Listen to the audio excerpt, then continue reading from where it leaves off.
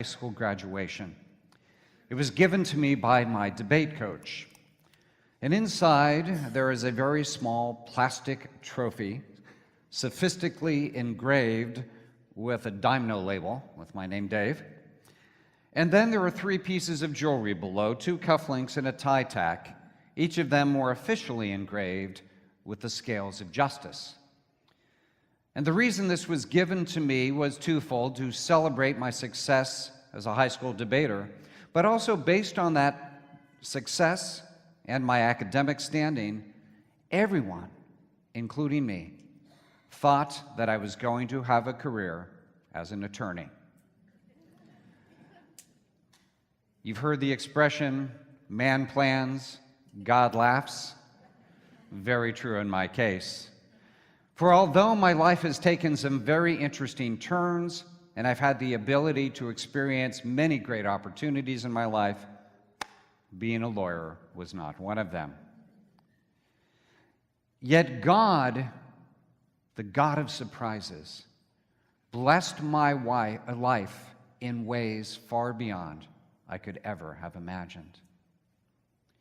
In today's gospel reading, we see another man, Joseph, who has, I'm going to hand this off to my caddy here, who has also had his plan for life disrupted. See, he was a righteous man, a good follower of the law and the rule. I'm sure he knew all of those 613 rules in the Torah, and he followed them diligently. And he had a great plan for his life. It was all laid out in front of him. His family had arranged a marriage for him with a lovely young Jewish girl. He was going to get married, raise children, continue to live in his village, and continue the family business. That was his plan, until it got terribly disrupted. Joseph's world was rocked when he finds out that the good Jewish girl that he is supposed to marry is pregnant, and he knows it's not his baby. So what does the law prescribe? That he should divorce her, but he's going to go beyond the law. He's going to show more mercy, and he's not going to do it in a way to humiliate her. Instead, he'll do it quietly. And that's his new plan, until his world gets rocked once again because an angel visits him in a dream and says, "Look, Joseph, this baby in question was conceived by the Holy Spirit, and you are to still take Mary into your home as your wife. And oh, by the way, the child's name will be Jesus," once more usurping another fatherly prerogative of naming his own child. Nothing is working out according to Joseph's plan, and it only gets worse. You see, just before the time that his baby's supposed to be born, Caesar announces a census. They have to travel 100 miles by foot to Bethlehem, where they are when the baby is born. Not in his own village, but 100 miles away from that. And it doesn't get better after that, because he finds out that Herod wants to kill his child. So he becomes a political refugee, and he leaves to Egypt until the threat is passed. Nothing in Joseph's life goes according to his plan. But it is through that disruption that God's inbreaking is able to happen in the world, and we are blessed in ways far beyond Joseph's imagining. In fact, the entire nativity story is full of characters for whom things do not go as planned. But I think we've become a little desensitized to that. Because for us, well, that's the way the story's supposed to go, right? 2,000 years later, looking back, we've heard the story time and time again. So we can look at the concise scriptural references, the Bible readings, and we go, yep, there's Joseph, there's Mary, they go to Bethlehem, star, shepherds, magi. That's the way the story's supposed to be. In fact, we have it so codified even in our Christmas decorations. Someone asked me earlier, they said, "Are we going to have a nativity scene this year?" I said, "Yes, it's not Christmas yet, it's coming." But think about the nativity scenes that we'll have here, or the nativity scene that we have in our own home. See, we put it in storage, and then we bring it out for a couple weeks each year. And we carefully unwrap each one of those pieces. And we place them in the prearranged locations that we think is best until we have the perfect tableau. Of course, 2 weeks from now, we will conveniently wrap each one of those back up and put it in their box so we can bring it out and repeat the process next year. But to us, there's no surprise in the Christmas story. It's what's supposed to happen. And in one perspective, it is. It's exactly what God wanted to happen. But think about Joseph and Mary and how God completely changed how they probably thought their lives were going to unfold. Even the other characters in your nativity scene, they got a bit of a surprise too. Shepherds in the field, hear angels sing, go see a new king born. These are the folks living on the outskirts of society. To get to go visit a king at his birth? Crazy. The Magi. Yes, they see a celestial body that is unexplained and unusual in the sky, and it leads them to find a new king. So they go to the palace. The baby's not in the palace. The baby's in a poor village down the road. Every one of those people in the nativity story had what they expected changed, their lives disrupted. Because that's how God can change the world to better follow His will. And God continues to do that today. God is not done interrupting lives.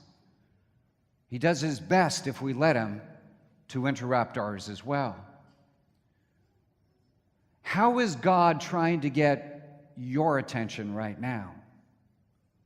What is it that He is inviting you to do that may not be part of your plan? See, I'm convinced that God is consistently trying to reach out to us, and He reaches out to us when we're on the mountaintop and when we're in the valley. And it's a little harder when we're on the mountaintop. You see, when everything is going well, we don't want to shake that up. You know, when all the family relationships are great and work is going well and we're living in the big house and we've got the nice car and we're taking the great vacations and everybody's in good health and we're going to have all the family in for Christmas and we even like them. That's when life is good. That's when we're on the mountaintop. And at those moments, we don't want to rock the boat. So it might be a little bit harder for God to get our attention. It seems easier when we're in the valley, when things are not going as we expect, when we've had some setback or heartache, or we can't figure out where we're supposed to go next.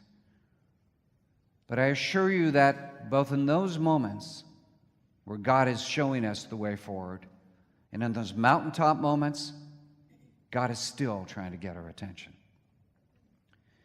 If you're on the mountaintop right now, and yet you still feel that little sense of incompleteness in your heart, a little bit of longing that there might be something more, take it as a sign that God's trying to get your attention. And listen very closely to what direction He may be leading you. It's probably not on the path that you expect. But for those of you in the valley right now, I think this message is especially important this time of year, because it can be hard to celebrate the joy of Christmas when life is not as you expect it. But I will assure you, as someone who has walked in that valley many times, who has lost jobs, who's even had jobs that I knew it wasn't the right place and I ached to be somewhere else. For someone who has had broken relationships lost. As someone who has faced illness. As someone who has lost people I loved to early death. In those moments, that's exactly when the Christmas story makes sense. Because God is offering us in our brokenness and in our incompleteness and in our confusion the path forward in the same way he did for Joseph and Mary. That wasn't their plan, but he led them to something greater. It's especially important when you're walking in the valley. On Friday, I went to the funeral of Deacon Jean and Carol O'Hearn, who died in an automobile accident on Monday. That funeral was unquestionably difficult, but at the same time, incredibly inspiring. Because I saw in their children and their grandchildren, despite their very real and deep grief, a sense of hope, a sense of trust, and a sense that joy would return in ways that it always had for their parents and grandparents. And they knew that God would show them a new path forward. Where are you and I on the journey right now? I will tell you that God is calling every one of us in the way he did to Joseph and Mary to let our lives be disrupted. To open ourselves up to the fact that maybe our plan isn't the best path forward. You know, man plans, and God laughs. But I will guarantee you that God's laugh and God's plan is full of new peace, new hope, and new joy.